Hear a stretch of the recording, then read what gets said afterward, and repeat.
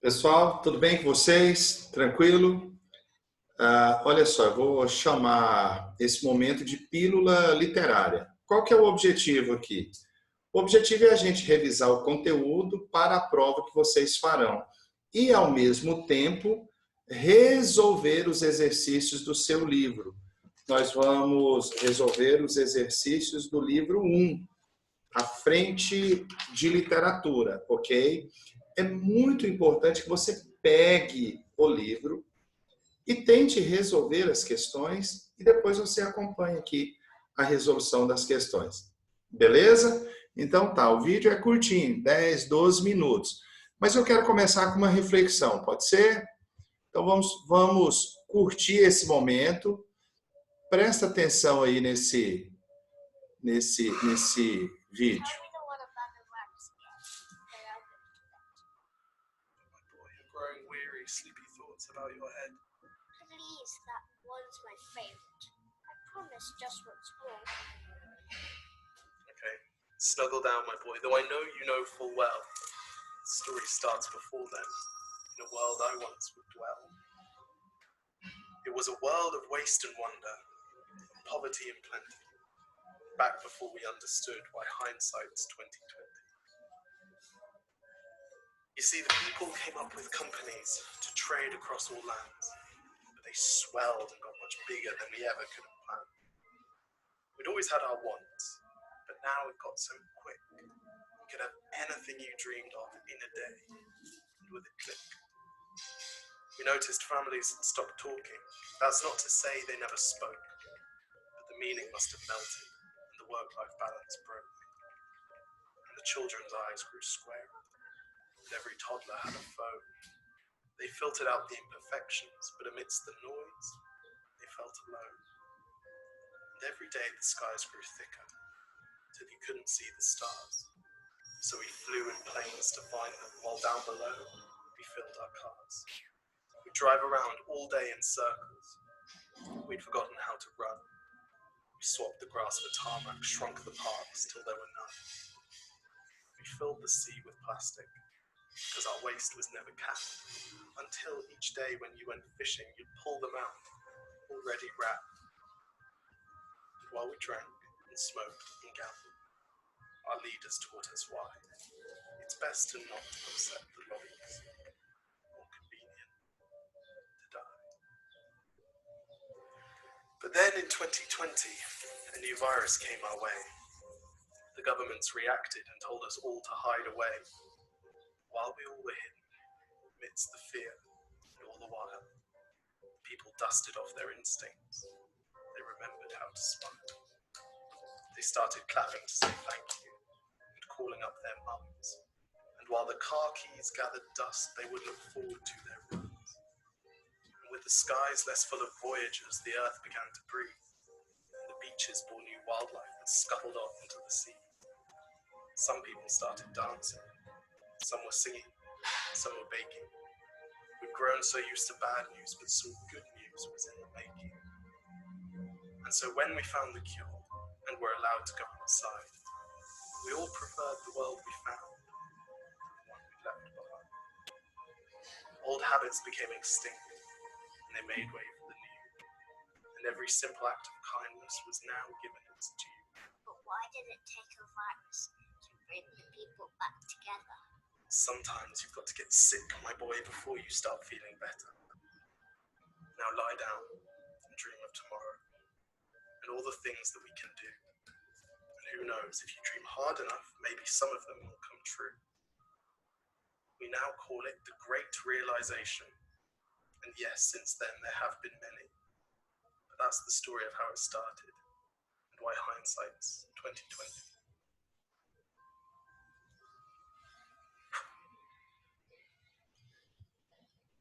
Pessoal, esse é o ponto de partida da nossa aula, tá? E aqui o negócio que voltou aqui, esse é o ponto de partida da nossa aula. Dias melhores virão. Então foi preciso a gente perder tudo para dar valor a pequenas coisas, como encontrar, abraçar, ir numa feira, comer um pastel, né? Chegar na escola aí onde eu trabalho, cumprimentá-los, vê-los, pegar no pé de um, pegar no pé de outro. Então a gente está sentindo falta disso. Mas Deus é tão bom e tão maravilhoso que Ele não nos dá uma cruz que a gente não suporta com o peso dela, que a gente não suporta carregar. Vocês podem ter certeza absoluta que nós renasceremos mais forte. Beleza? Tranquilo? Vamos então preparar para a nossa prova. Provinha tranquila, literatura é tranquilo. Então eu vou começar, e aí se você sentir melhor, você dá pause aqui no vídeo, corra lá, pega a sua apostila, resolva os exercícios e depois acompanhe o vídeo, ok? Eu vou parar aqui para fazer de conta que tem... Vou parar e você vai lá. Bem, depois que você fez os exercícios da página 115, o exercício 1, 2, 3, 4 e 5. Então aqui a gente está falando de literatura, falando de gênero, falando de intertexto. Então vamos fazer esses exercícios, depois a gente estabelece uma estratégia para a prova. O exercício começa assim. O nome do poema é Epílogos. Epílogos, gente, é a parte final de um texto. Então, quando a gente estudar Camões daqui a pouco, nós vamos entender que epílogo é o final da obra de Camões, tá bom? Então, ele começa assim: que falta nesta cidade? Verdade. Que mais por sua desonra? Honra. Falta mais que se lhe ponha vergonha. O demônio a viver se exponha, por mais que a fama exalta, numa cidade onde falta verdade, honra e vergonha. Olha só, gente, um poema crítico. Quem são os seus doces objetos? Pretos. Tem outros bens mais maciço? Maciço seria puro. Mestiços. Quais desses lhe são mais gratos? Mulatos. Dou ao demônio os insensatos, dou ao demônio a gente asnal, que estima por cabedal pretos, mestiços, mulato. E que a justiça resguarda, bastarda, é grátis distribuída, vendida, que tem que a todos os assusta, injusta. Meninos, depois vocês peguem lá na internet, coloca lá, Epílogos. Cara, esse poema do Gregório de Matos Guerra, ele critica a igreja. Gente, ele chama, ele fala que os padres e as freiras, resumindo, a preocupação deles é só putaria. E eu quero que vocês olhem lá no texto integral para que vocês entendam bem. Ele critica o governo da época. Bem, então é um texto que tem 300 anos, mas que é extremamente atual. Beleza? E aí ele começa assim, ó. É claro que aí na sua casa você vai ler o texto 2 vezes. Gregório de Matos Guerra, poeta brasileiro, escreve no Brasil Colônia. Estabeleça, a partir da leitura do poema, relações com aspectos históricos da época. Gregório de Matos Guerra, ele viveu entre 1600 e um período chamado Barroco, entre 1601 e 1768. Então, ele está nesse meio. O Brasil começando, tinha sido descoberto há 100 anos. Então, tá, esse é o Gregório de Matos Guerra. Para vocês terem uma ideia, o Gregório de Matos Guerra ele foi expulso de Salvador por causa desses poemas. E aí a morte dele será lá no Pernambuco, que é assunto para outra história. Então, olha aqui. Ele estabelece, a partir da leitura do poema, relações com o tema, com aspectos históricos da época. Bem, o aspecto histórico que a gente tem pode ser o quê? A corrupção da época, a questão do escravo da época, a relação deixe-me achar a relação promíscua da igreja com a sociedade.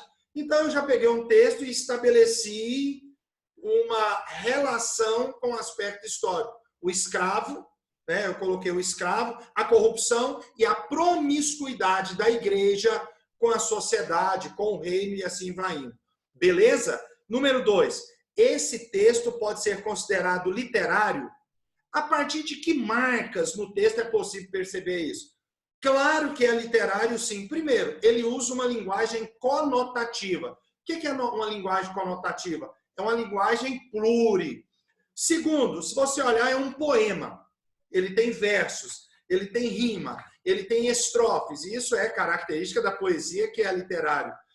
E eu ainda vou aprofundar um pouquinho que ele tem uma característica que é o cultismo. O que é o cultismo? O cultismo, você verifica aí, pega a primeira estrofe, ó, termina com verdade, depois com honra, com vergonha. Lá embaixo ele repete essas três palavras, verdade, honra e vergonha. Nós estudaremos isso quando estivermos estudando o barroco. Mas então eu posso dizer que estabelece, sim, em função de uma linguagem conotativa, uma polissemia e a utilização de marcas do gênero lírico.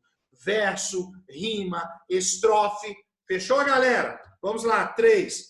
Uma das características da literatura e das artes em geral é seu caráter universal e atemporal. O que é atemporal? Fora do tempo. Fora do tempo. Eu saí do século XVII, estou no século XXI. Quais são essas marcas no poema em questão? Estabeleça um diálogo do poema com a atualidade. Então, olha só, nós vamos responder assim, eu quero conversar, eu quero pegar esse poema lá do século XVII e conversar com o século XXI. Eu poderia estabelecer o quê? Vou escolher um aspecto, corrupção. Corrupção. O Brasil é um país que tem diversos níveis de corrupção.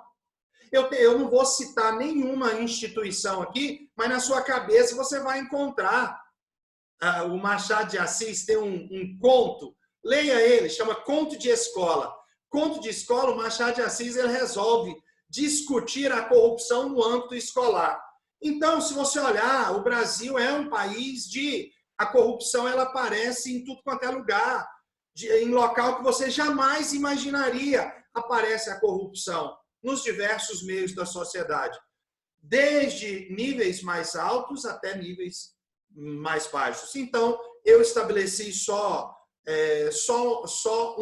um plano aí, que é a corrupção. Mas nós ainda temos uma escravidão disfarçada, uma escravidão velada, nós temos ainda uma discriminação social meio que velada também, que aparece no poema. Beleza? Olha essa última estrofe. E que justiça resguarda? Bastarda. É grátis ou distribuída? Vendida. Que tem que a todos assusta? Injusta. Eu poderia citar 1000 casos aqui de injustiça, mas eu não vou citar nenhum para não polemizar. Mas na sua cabeça aí você vai achar aí. Falou? Beleza, vamos para 4. Indique a partir de seu significado por que a palavra epílogo foi escolhida para o título do poema. Galera, o começo do poema é com a palavra que chama o quê? Final. Então, o que o Gregório de Matos Guerra, que tinha um apelido de Boca do Inferno, ele começa com epílogo. Claro, evidente que é uma ironia. Ou seja, o começo já é o final. Final de quem? Final do escravo, final do mulato, final do preto, final do mestiço. Então, o poema já começa pelo final. Isso é uma ironia, beleza? Na história da literatura é recorrente. O que é recorrente? Repetido, né? Escritores construírem textos com engajamento, isto é, comprometido com a defesa de certas ideias políticas, sociais, religiosas ou filosóficas. É correto afirmar que Epílogos, de Gregório de Matos Guerra, exemplifica esse caráter enganjado na arte literária? Sim ou não? O que vocês acham? Sim, pois o poema assume uma postura crítica em relação ao quê? Aos mestiços, em relação a quê? À justiça, em relação a quê? Aquela sociedade. Isso é um poema de engajamento. Beleza? Turminha, pílula 1, resolução da página 115. Daqui a pouco voltaremos com a pílula 2, com resolução de outras páginas. Beleza? Galera, obrigado. Deus está no comando. Abraço.